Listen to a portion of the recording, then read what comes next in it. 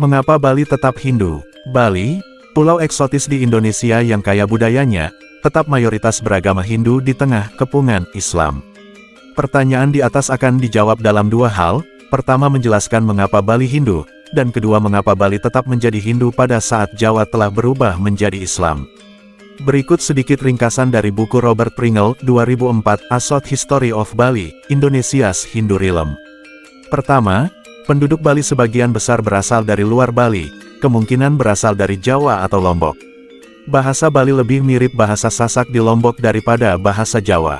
Bali tidak pernah putus hubungan dengan Jawa dan juga kerajaan lainnya. Raja Airlangga, p. 48, adalah setengah Bali, karena berayah Bali dan beribu Jawa cucu Empu Sindok. Bali selalu berada dalam pengaruh kerajaan di Jawa terutama Majapahit. Saat Majapahit berada di puncak kekuatannya, Bali menjadi salah satu daerah penting dengan adanya pusat kekuatan penting yang kemudian menjadi kerajaan Gel-Gel yang semakin menguat seiring dengan melemahnya Majapahit. Gel-Gel pernah mengirimkan pasukan untuk membantu Blambangan di ujung timur Jawa. Saat Islam di Jawa menguat, terjadi arus masuk ke Bali. Penjelasan tentang mengapa Bali tetap menjadi Hindu ada beberapa hal, paling tidak geografis dan historis. Penjelasan geografis Bali yang terpisah dari Jawa kurang masuk akal. Jarak kedua pulau itu hanya sekitar 2,4 km. Sangat mudah untuk dijelajahi. Penjelasan historis lebih mudah difahami. Terdapat beberapa kemungkinan seperti ditulis Pringle p. 70.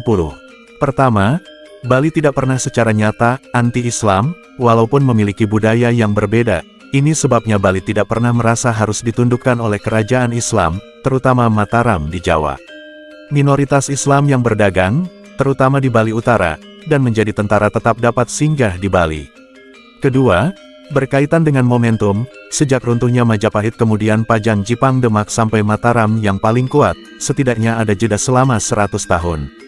Saat Majapahit runtuh dan Gel-Gel menguat, Mataram belum terlalu kuat. Walaupun Mataram dapat mengusir Gel-Gel dari Blambangan, Gel-Gel masih terlalu kuat untuk ditaklukkan. Ketiga, ketika Mataram mulai menguat dan Gel-Gel mulai melemah, datanglah Belanda yang membuat Mataram harus membagi konsentrasi. Mataram juga dilemahkan oleh konflik-konflik internal. Keempat, Mataram menjadi defensif saat kekuatan Belanda menguat, tak lagi memikirkan ekspansi. Mataram justru semakin kehilangan wilayah kekuasaannya seiring dengan menguatnya Belanda. Karena Mataram yang melemah, tidak ada keuntungan yang didapat dari penguasa di Bali untuk memeluk Islam. Pecahnya Gel-Gel tahun 1690 menjadi 9 kerajaan kecil justru memudahkan Belanda mengontrol Bali di periode-periode akhir masa kolonial. 9 kerajaan di Bali ditaklukkan Belanda hanya dalam waktu 60 tahun, tahun 1849 sampai tahun 1908.